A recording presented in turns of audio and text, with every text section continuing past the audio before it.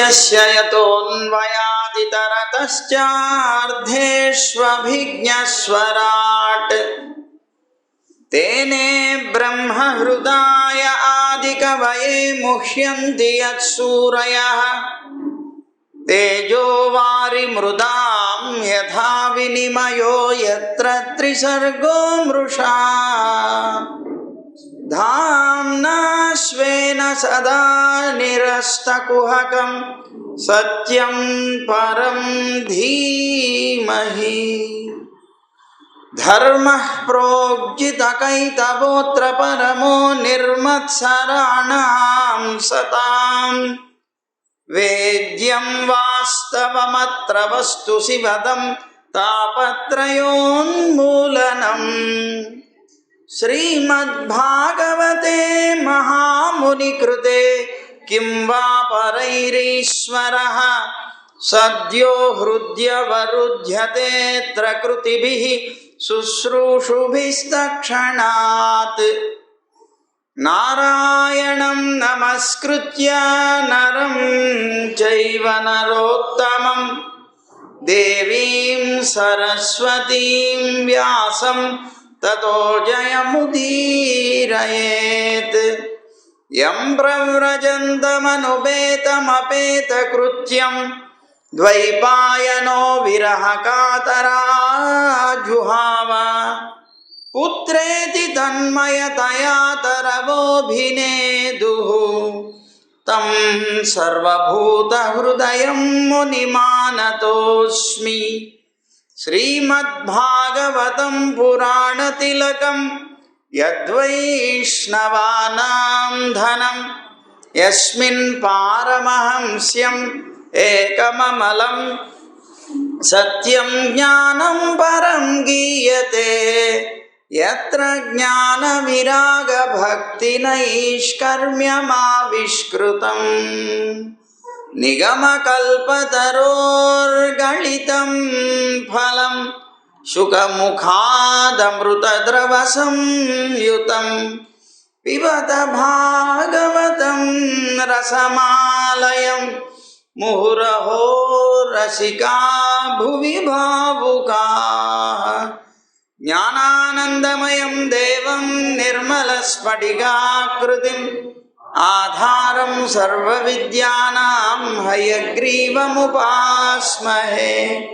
శ్రీరంగసింహగిరిదేశికపాదసేవా ప్రాప్తాఖిల ద్రవిడవేదరహస్యజాతం శ్రీగౌతమాన్వయజమాశ్రితభాగధేయం గోపాలదేశికమహం శరణం ప్రపద్యే. సంసారసాగరే మగ్నం దీనం మాం కరుణానిధే. కర్మమోహగృహీతాంగం మాముద్ధర భవార్ణవాత్.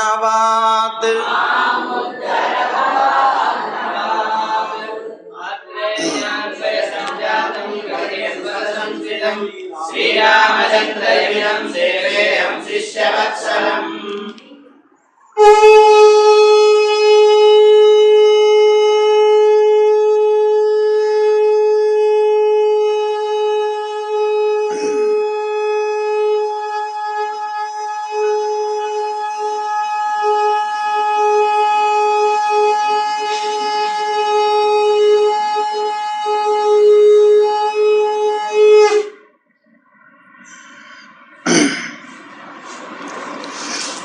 జై గోవింద.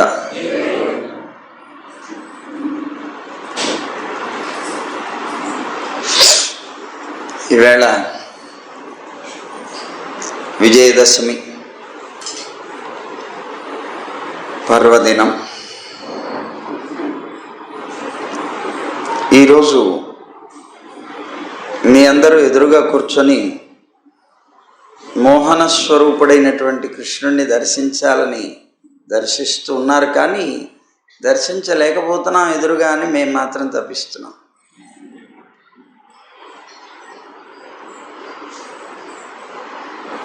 ఈ కృష్ణుణ్ణి రోజు కూడా చక్కగా అలంకారం చేస్తున్నటువంటి వాళ్ళు ప్రధానంగా మన ఫణిస్వామి, అలాగే ఇప్పుడు శంఖాన్ని ఊదినటువంటి శివం స్వామి, అలాగే వారికి సహకారంగా అప్పుడప్పుడు అలా వెళ్ళి సహకరిస్తూ ఉండేటువంటి మన హేమంత్ స్వామి, అలాగే విష్ణుస్వామి, వీళ్ళందరూ కూడా కలిసి చక్కగా పెరుమాళ్ళని అలంకరిస్తూ ఉంటారు. మోహన రూప గోవింద అని ఈవేళ స్వామి ఒక మూర్తిని తయారు చేసుకొని మనం అలంకరించుకుంటేనే ఇంత అందంగా ఉంటే, ఆ రోజున ఆ కృష్ణుడు ఎంత అందంగా ఉండాలి. అద్భుతమైనటువంటి సౌందర్యం కలిగినటువంటి వాడట పరమాత్మ. పురుషుల్ని కూడా మోహింప చేయగలిగేటువంటి సౌందర్యం కలిగినటువంటి వాడు అని మనందరికీ కూడా అలా కనిపిస్తూనే మనందరినీ అనుగ్రహిస్తున్నటువంటి నా కృష్ణుడు. ఆయన తిరునక్షత్రం కదా. కృష్ణుడు అంటే మనం అనుకునే వెంకటేశ్వర స్వామి కృష్ణుడే. మీకు తెలుసా? అది తెలుసా? తెలియదు. కృష్ణుడే. ఎవరు చెప్పారు? అది ఆయనే చెప్పారు. ఎక్కడ చెప్పారు? మనకి వెంకటాచల మహాత్మ్యం వస్తుంది. మన పురాణాల్లో ఉండేటువంటి వెంకటేశ్వర స్వామి యొక్క చరిత్ర అంతా కూడా మనకి చూపిస్తారు. అందులో సాక్షాత్తుగా కృష్ణుడు అంటే వెంకటేశ్వర స్వామి పద్మావతి దేవిని చూసి ఆవిడ్ని మోహించి ఆవిడ దగ్గర ఉండేటువంటి చెలికత్తెలు అడుగుతారు, నువ్వెవరివి అని. అడిగినప్పుడు పద్మావతి దేవికి చెప్తాడు తన పరిచయాన్ని.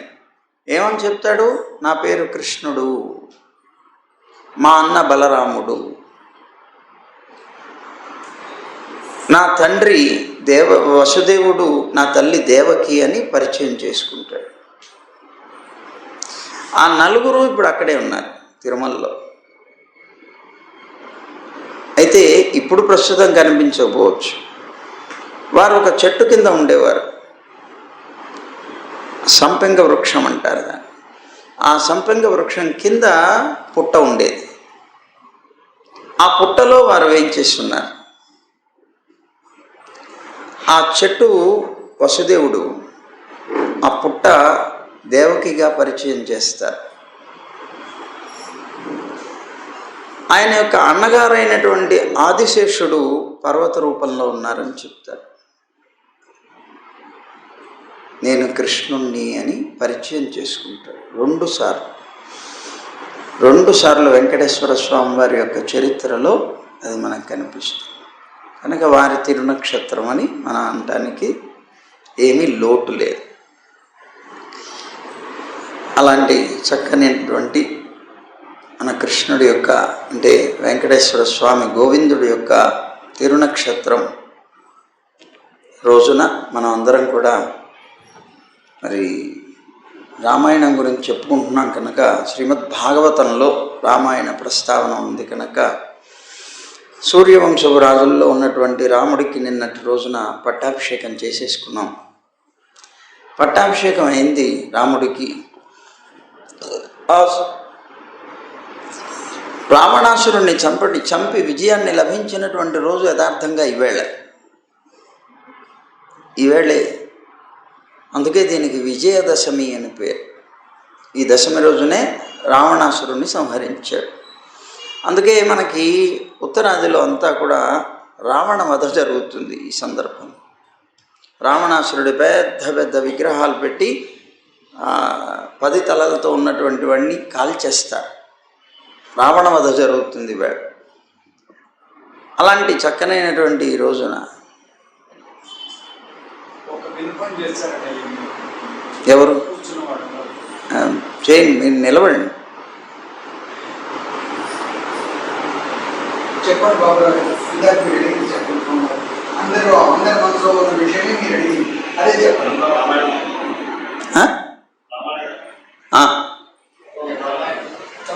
రామాయణం మొత్తం వినాలనుందా? అందరి కోరిక అదేనయ్యా. అందరూ అక్కడికి ఒక్కడే అడుగుతున్నారు. సో ఇప్పుడు మనం భాగవతం చెప్పుకుంటున్నాం కదా. శ్రీరామచంద్రుడికి పట్టాభిషేకం అయిపోయింది. రాజ్యాన్ని చాలా అందంగా పరిపాలిస్తున్నాడు. ప్రజలందరూ సుఖశాంతులతో జీవిస్తున్నారు. ఆ రోజుల్లో రాజులకి సహజంగాను గూఢచారులు ఉంటారు.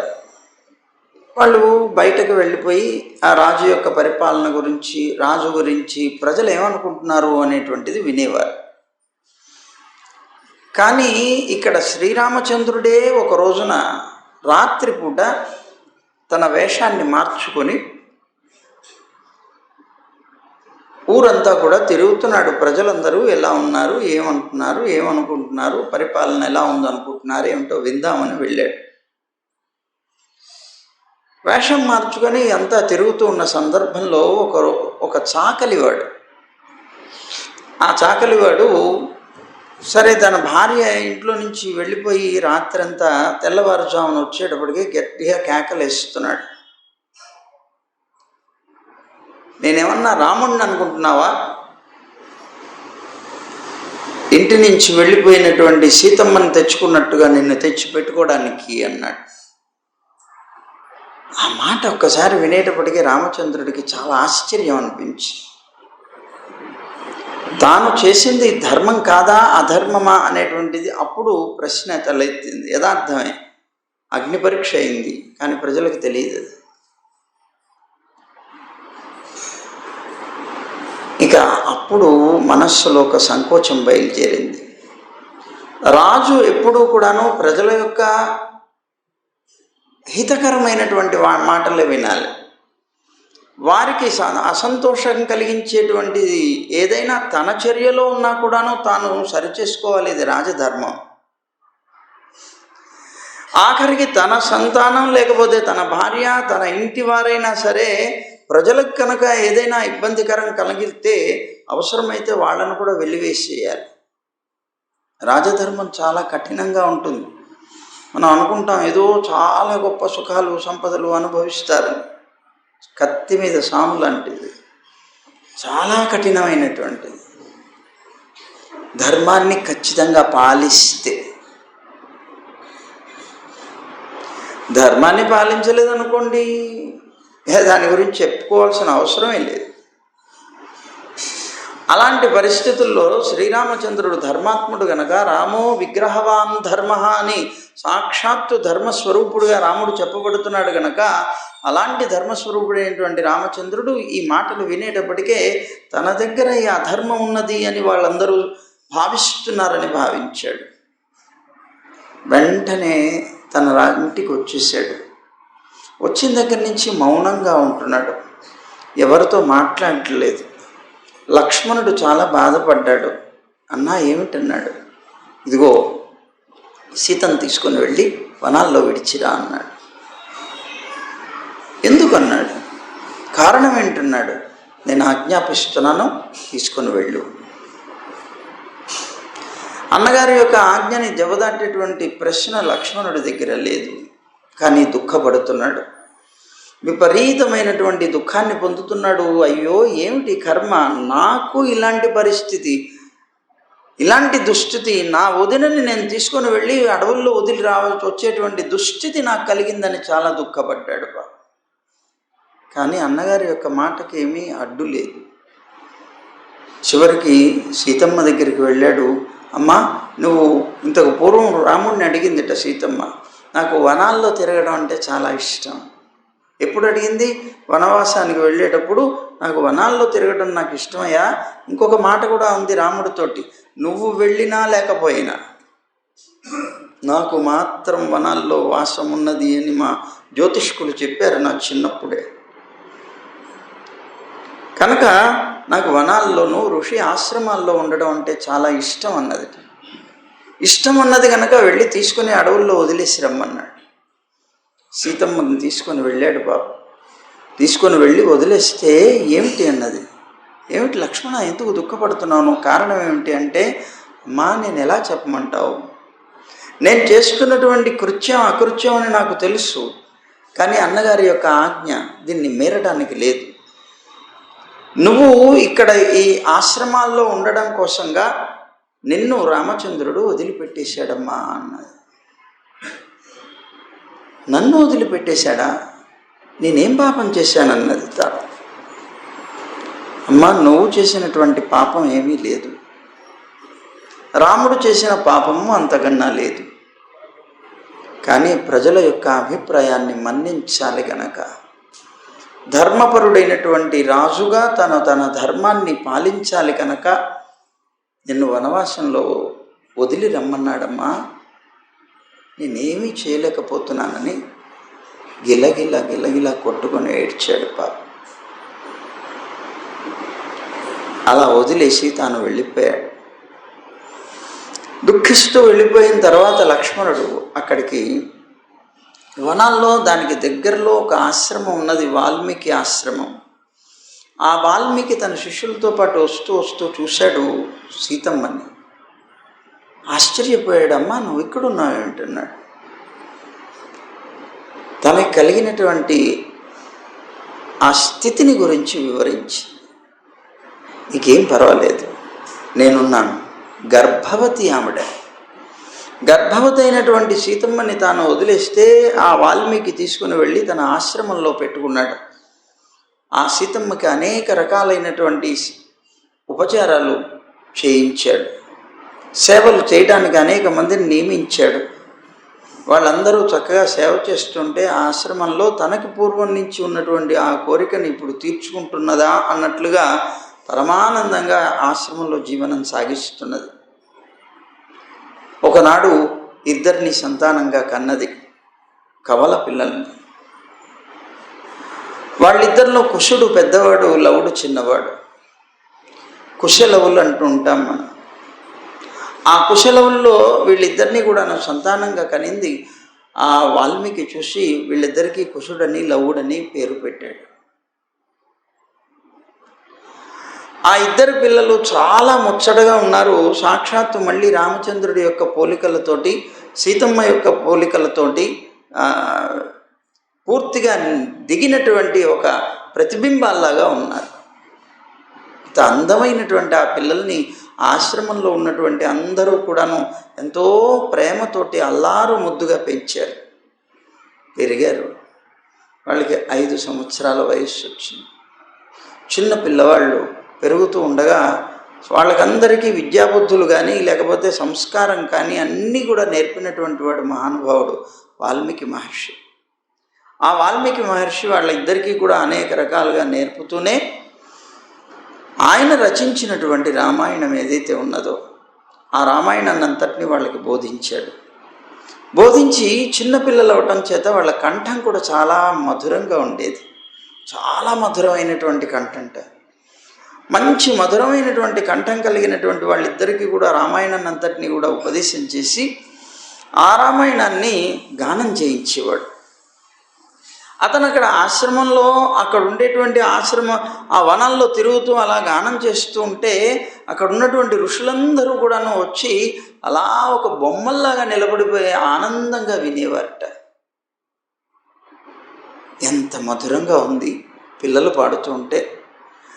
కంఠాలు మధురం కాదు, చరిత్ర కూడా మధురంగా ఉంది. రాముడి యొక్క అందమైనటువంటి ఈ చరిత్రని అందంగా గానం చేసేటువంటి పిల్లలు ఎవరు అని వాళ్ళందరూ కూడాను అడిగితే అదిగో సీతమ్మ కుమారులు అని చెప్పి తెలిసి వాళ్ళందరూ పరమానంద భరితులైపోయారు. వాళ్ళ ఆనందంతో ఎవరైనా ఒక ఉత్తమమైనటువంటి కార్యం చేస్తే వాళ్ళకి బహుమానం ఇవ్వాలి. వీళ్ళు ఋషులు, వాళ్ళ దగ్గర ఏమున్నాయి ఇవ్వడానికి?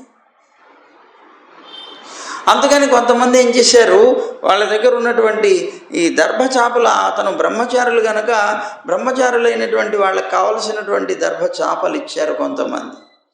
కొంతమంది యజ్ఞోపవీతాలు వడికినవి ఏవైతే ఉన్నాయో అవి ఇచ్చారు. కొంతమంది వాళ్ళకి కావలసినటువంటి జింక చర్మాలు ఇచ్చారు. ఇలా వాళ్ళ దగ్గర ఉన్నటువంటివి ఏవైతే ఉన్నాయో అందమైనటువంటి ఆ వస్తువులన్నీ వాళ్ళకి బహుమానంగా ఇచ్చి, నాయనా ఇవి మీ దగ్గర పెట్టుకోండి, మీకు శుభం కలుగుతుంది అన్నారు. ఇలా రాముడి యొక్క చరిత్రని అందంగా గానం చేస్తూ ఆనందిస్తున్నటువంటి ఈ పిల్లలిద్దరినీ కూడాను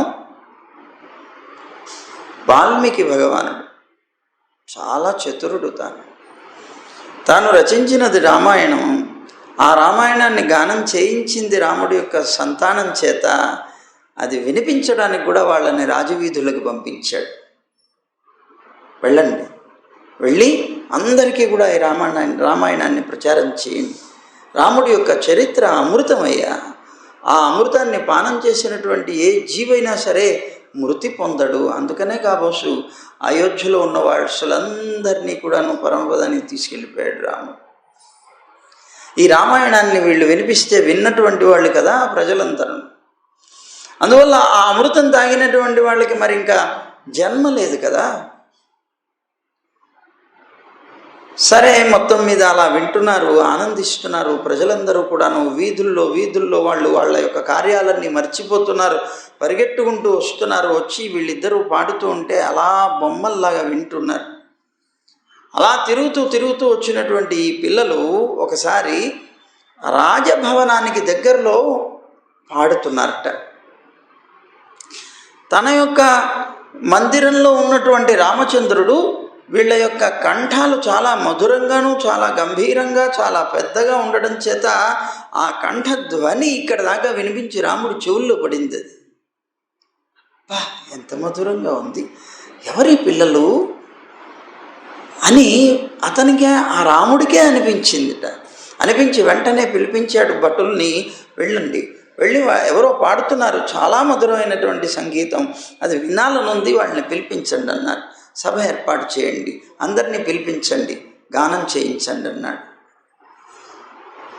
రాముడు వచ్చి స్వయంగా సింహాసనంలో కూర్చున్నాడు.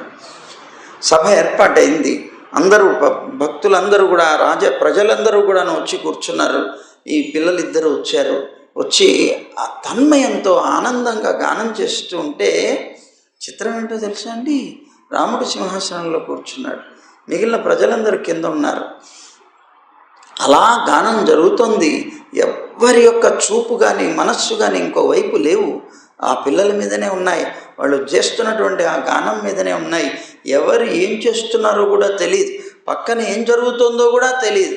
అలాంటి పరిస్థితుల్లో రాముడికి కూడా అలాగే ఉంది. రాముడు తానేం చేస్తున్నాడో కూడా గుర్తించని పరిస్థితుల్లోకి వెళ్ళిపోయాడు. ఆ గానంతో ఉన్నటువంటి ఆ గానాన్ని వింటుంటే, శ్రవణం చేస్తుంటే ఆనందం కలిగి, ఆ ఆనందంతో సింహాసనంలో నుంచి కిందకి దిగిపోయి ఆ ప్రజల్లోకి వచ్చి కూర్చున్నట్ట. ఆ ప్రజల్లోకి వచ్చి కూర్చొని, ప్రజలతో పాటు సమానంగా కూర్చొని అది వింటున్నాడు ఎంతో ఆనందంగా. వీళ్ళకి తెలియదు పాపం రాముడు వచ్చి పక్కన కూర్చున్నాడు. వీళ్ళు దాంట్లో ఉన్నారు తన్మయావస్థలో. అంత అందంగా పాడారట. అలాంటి అందమైనటువంటి కంఠాలతో వాళ్ళు పాడితే అది విని తన్మయాన్ని పొందేట. రాముడు ఎంతో ప్రశంసించట. అబ్బా ఎంత వాళ్ళు కదా ఈ పిల్లలని. అలాంటి ఆ రామాయణాన్ని ఆనాడే గానం చేయించాడు, రాముడే స్వయంగా విన్నాడు. అంటే రాముడి యొక్క శ్రవణ ఇంద్రియాలకి చేరినటువంటి రామాయణం ఇవాళ మనం వింటున్నామంటే అది ఎంత ధన్యత. అంటే ఆనాడు రాముడే దీనికి సాక్షి. ఈ చరిత్ర అబద్ధమైంది కాదు, స్వయంగా రాముడే సాక్షి. ఇప్పుడు చూడండి, మనకి విష్ణు సహస్రనామాలు ఉంటాయి, లోకంలో ఎన్నో సహస్రనామాలు ఉన్నాయి. కానీ అన్నిటికన్నా ఉత్తమోత్తమైనటువంటిది, విశిష్టమైనటువంటి సహస్రనామం విష్ణు సహస్రనామమే. ఎందుకు అంత విశిష్టత దానికి? స్వయంగా అది భీష్మ పితామహుడు పాండవులకు చెప్తూ ఉన్నప్పుడు స్వయంగా ఆ విష్ణు సహస్రనామాలకి ప్రధాన దైవమైనటువంటి కృష్ణుడు ఎవరైతే ఉన్నారో అతను కూడా అక్కడే ఉన్నాడు. అతని చేత ఆమోదముద్ర పొందినటువంటి, ఆమోదముద్ర పొంది ఎక్కడా కూడాను ఇది నాది కాదు అని ఆయన ఎక్కడా కూడా నిషేధించలేదు. ఈ నామం నాది కాదు, ఏమిటి ఇలా అంటున్నావు అనలేదు. తాను అన్నిటినీ తాను అంగీకరించినటువంటి నామాలు ఎవరైనా ఉన్నాయా లోకంలో? ఆ దైవం చేతనే అంగీకరింపబడినటువంటి నామాలు ఏమైనా ఉన్నాయా? విష్ణు సహస్రనామాలకు ఉన్నటువంటి గొప్పతనం అది ఎలాగో శ్రీరామాయణానికి కూడా ఉన్నటువంటి గొప్పతనం అలాంటిది. స్వయంగా ఆ రాముడే ఈ చరిత్రనంతటిని వింటే, అది ఆనందిస్తే, ప్రజలందరిలో కలిసి కూర్చొని తనకి తాను తెలియక తన్మయాన్ని పొంది చేస్తే ఈవేళకి కూడా ఆ రామాయణాన్ని వింటే మనందరికీ తన్మయత వస్తుంది. ఇవాళకి ఆ రామాయణాన్ని వింటే కంటి వెంబడి నీరు కార్చనటువంటి వాడు లేడు.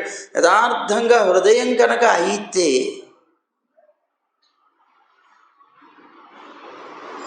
దానికి ఆర్ద్రత అనేటువంటిదే కనుక అవితే ఉంటే, అది శిల కాకపోతే తప్పనిసరిగా రామచరిత్ర విన్నటువంటి ఏ హృదయమైనా సరే కరిగి తీరుతుంది. అలాంటి అద్భుతమైనటువంటి ఆ రామాయణం ఆ కుశలవుల ద్వారా లోకానికి వ్యాపింపబడింది వాల్మీకి యొక్క రచనతో. సరే, మొత్తం మీద ఇలా ఉంటూ ఉండగా వాల్మీకి భగవానుడు ఒకసారి రామచంద్రుడి దగ్గరికి వచ్చాడు, సీతమ్మను తీసుకొని ఆ పిల్లలతో సహా. నాయనా, ఈ సీతను నువ్వు స్వీకరించు అన్నాడు. నేను స్వీకరించడానికి వీల్లేదన్నాడు. ఎందుకని? ప్రజలు ఇలా అనుకుంటున్నప్పుడు ఆ ధర్మాన్ని నేను ఎలా చూపించగలనన్నాడు. సరే, మొత్తం మీద నువ్వు అందరికీ కూడా, అంటే ఆనాడైతే అగ్ని పరీక్ష చేసావు, ఇవాళ ప్రజలందరూ ఇలాంటి సందేహంతో ఉన్నారు కనుక సందేహాస్పదంతో ఉన్నటువంటి ప్రజల యొక్క సందేహాన్ని తీర్చడం కోసంగా నువ్వు నేను పతివ్రతనేని ప్రమాణం చేయమన్నాడు. చేసింది తాను, చేస్తూ తానన్నది, ఇంకా నేను ఈ లోకంలో నేను ఉండలేనన్నది. ఎంత కఠినమైనటువంటి హృదయం కలవాళ్ళు ప్రజలందరూ కూడా.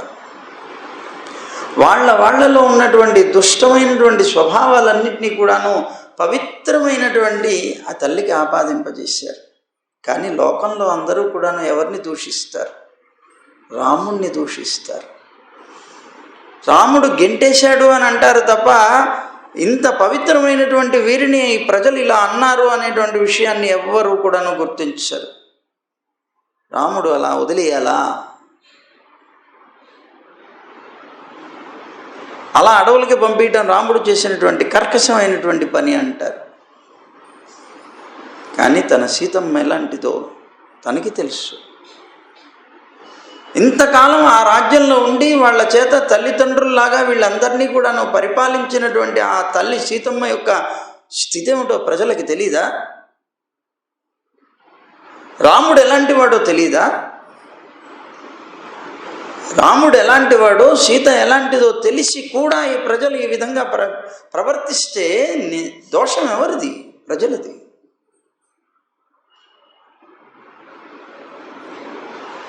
అదిగో ఆ విధమైన అయినా కూడా తనకి తెలుసు సీతమ్మ అగ్ని పరీక్షలో తాను ప్రత్యక్షంగా అందరి ముందు, అక్కడ ఉన్నటువంటి వాళ్ళందరి ముందు కూడా అగ్ని పరీక్ష ఇచ్చి తాను నెగ్గింది. తాను పతివ్రతను నిరూపించుకున్నది తనకి తెలుసు. కానీ ఒక రాజుగా తన ధర్మాన్ని తాను నిర్వర్తించవలసినటువంటి వ్యక్తిగా తాను వ్యామోహాలకి లొంగకుండా ఉండవలసినటువంటి స్థితిలో తాను సీతమ్మని అడవులకు పంపించవలసి వచ్చింది నిస్సహాయత. అదే ఆ ప్రజల్ని తీసుకొని వచ్చి కూర్చోబెట్టి, నాయన నీకు తెలీదు, ఆవిడ పతివ్రత, ఆవిడ ఇదిగో అక్కడ అలా అగ్ని పరీక్ష ఇచ్చింది, ఇవన్నీ చెప్పుకుంటే వాళ్ళు ఏమంటారు? నమ్ముతారా? రాజు ఎప్పుడు కూడా ప్రజల దగ్గర సంజాయిషి చెప్పుకోవాల్సినటువంటి అవసరం లేదు అని కొంతమంది భావిస్తారు. కానీ రాముడు అలాంటి వాడు కాదు. అవసరమైతే ధర్మాన్ని పాలించడం కోసం ప్రజలకు కూడా నచ్చజెప్పే ప్రయత్నం చేస్తాడు. కానీ వాళ్ళల్లో ఉన్నటువంటి ఆ దుష్ట బుద్ధి వల్ల వాళ్ళు అంగీకరించే స్థితి ఉండదు. ఏమనుకుంటారు?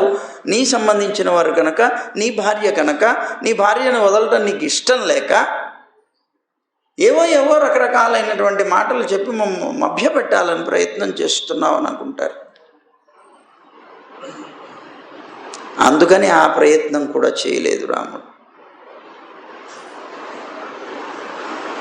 సరే, సీతమ్మ తన యొక్క భార్య కనుక తాను అర్థం చేసుకుంటుంది అనేటువంటి ఉద్దేశంతో తాను తప్పనిసరిగా సీతమ్మని వదిలేసాడు. వదిలేసినంత మాత్రాన సీతమ్మని రామచంద్రుడు తాను సుఖంగా బతకలేదు. అయోధ్యలో సుఖంగా బతకలేదు.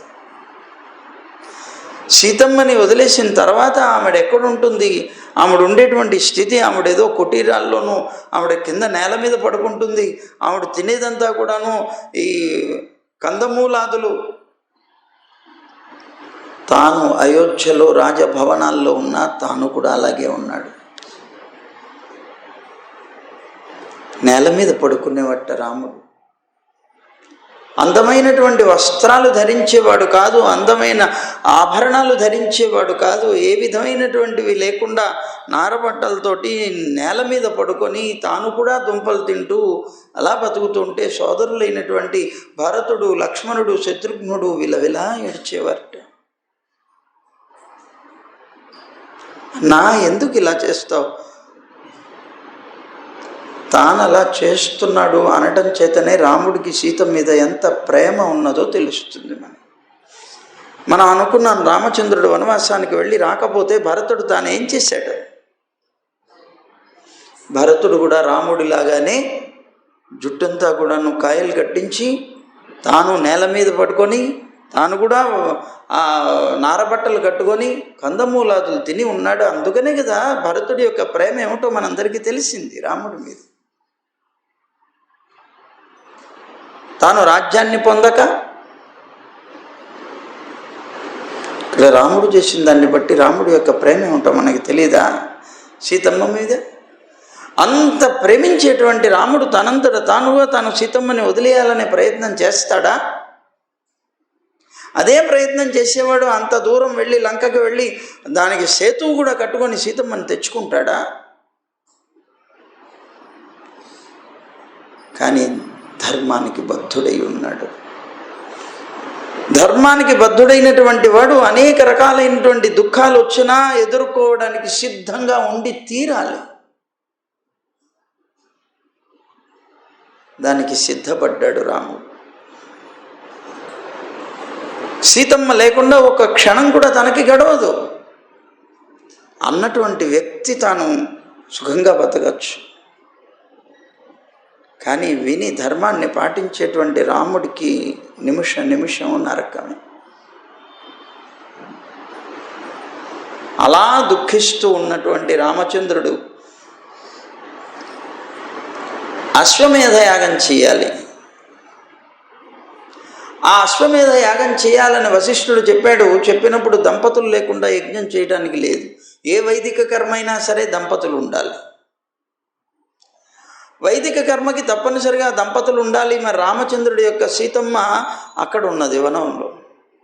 వనంలో ఉన్నటువంటి సీతమ్మ నీ పక్కన లేకపోతే నువ్వు ఎలాగా అని రామచంద్రుడు దాన్ని అంగీకరించలేదు.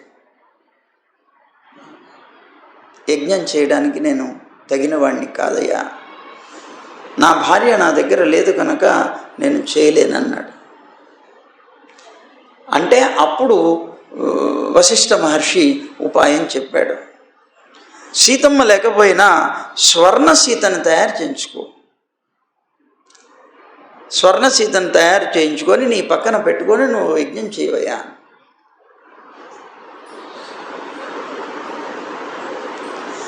అప్పుడు రామచంద్రుడు స్వర్ణ సీతను తయారు చేయించుకొని యజ్ఞంలో తన పక్కన ఉంచుకొని అదిగో అక్కడ ఆమెలో సీతమ్మని చూసుకుంటూ యజ్ఞం చేశాడు. అప్పటి నుంచే వచ్చింది.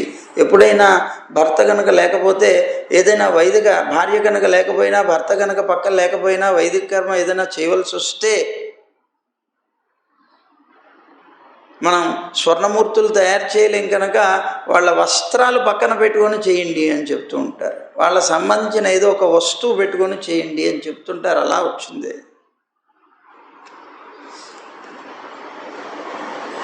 అయితే రామచంద్రుడు అలా యజ్ఞం చేశాడు.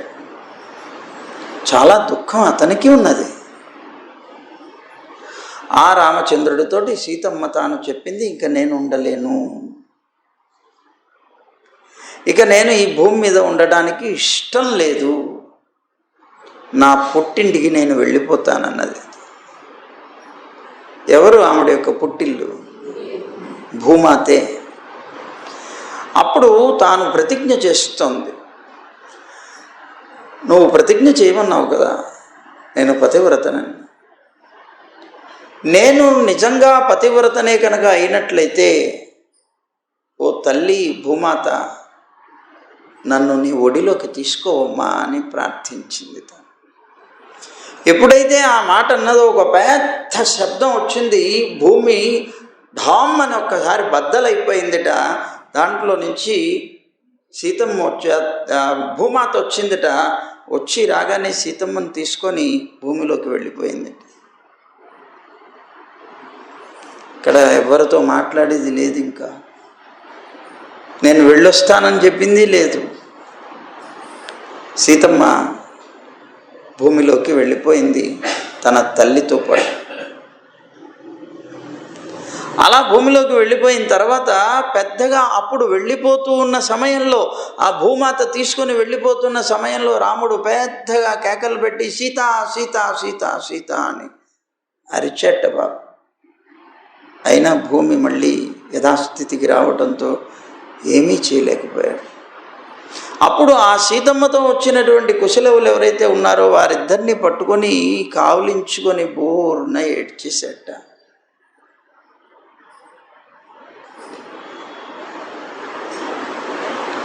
రాజ్యానికి రాజు అవ్వటం రాముడి యొక్క దోషమా?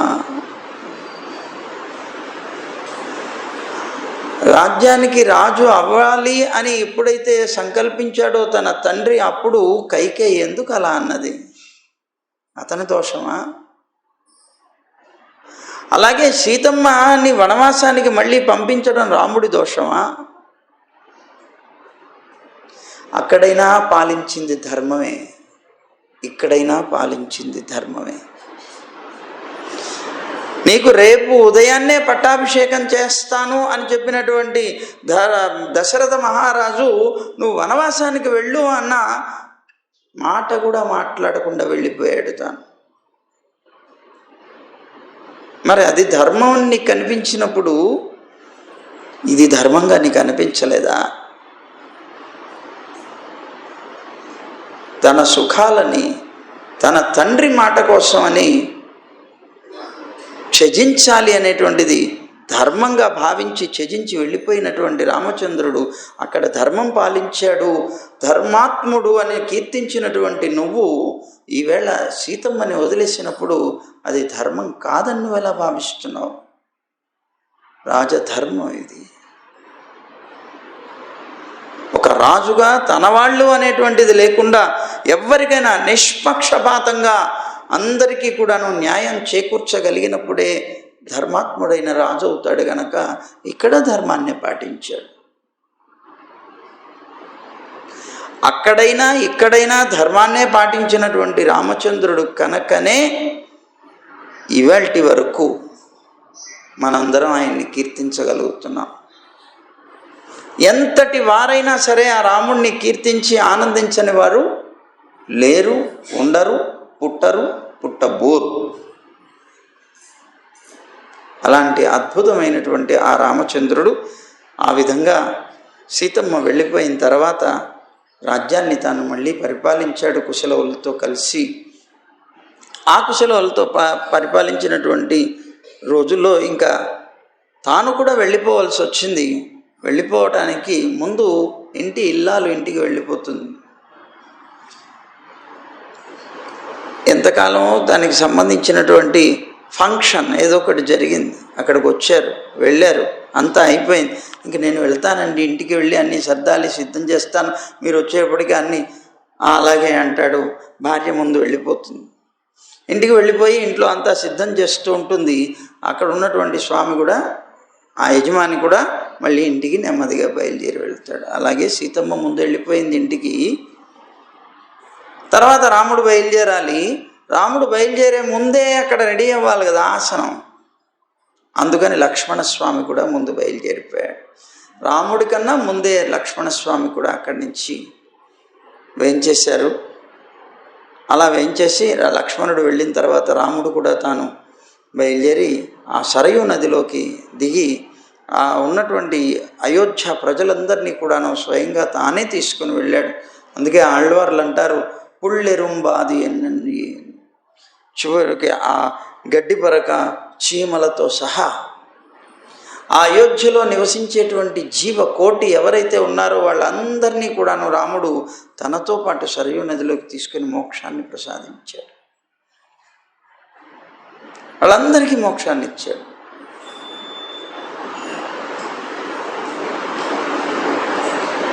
ఆ అయోధ్యవాసులందరూ ధన్యులు. ఆ అయోధ్య ధన్యమైంది. ఆ రాముడు ధన్యుడు. ఆయన్ని అనుసరించినటువంటి ఆ సీతమ్మ, అలాగే ఆయన యొక్క సోదరులు ధన్యులు. ఆ చరిత్ర విన్నటువంటి మనం అందరం కూడా ధన్యులం అని నేను భావిస్తూ సర్వం శ్రీకృష్ణార్పణమస్తు. గోవింద జయ జయ గోపాల జయ జయ,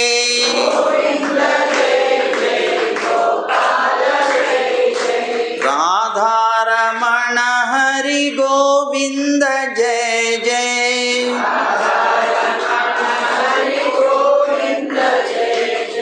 గోవింద జయ జయ గోపాల జయ జయ,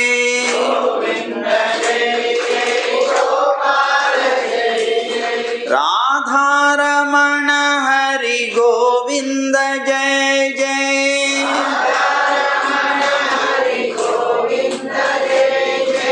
గోదారమణ హరి గోపాల జయ జయ,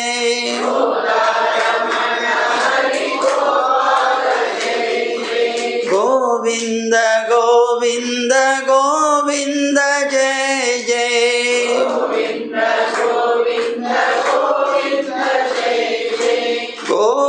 గోవర్ధనోద్ధార గోవింద జయ జయ,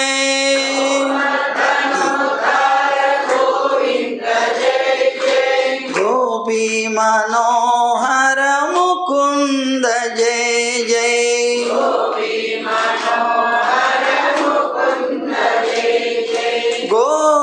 గోవర్ధనోద్ధార గోవింద జయ జయ,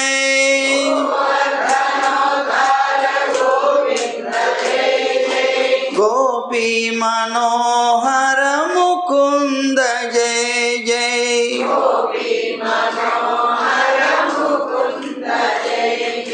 గోవింద జయ జయ గోపాల జయ జయ,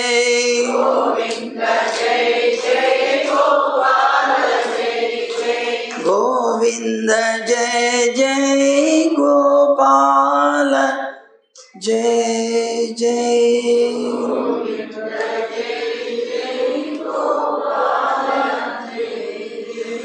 जय बोलो श्री सीतारामचंद्र भगवान की, जय बोलो श्री सीतारामचंद्र भगवान की, जय बोलो श्री सीतारामचंद्र भगवान की, जय श्री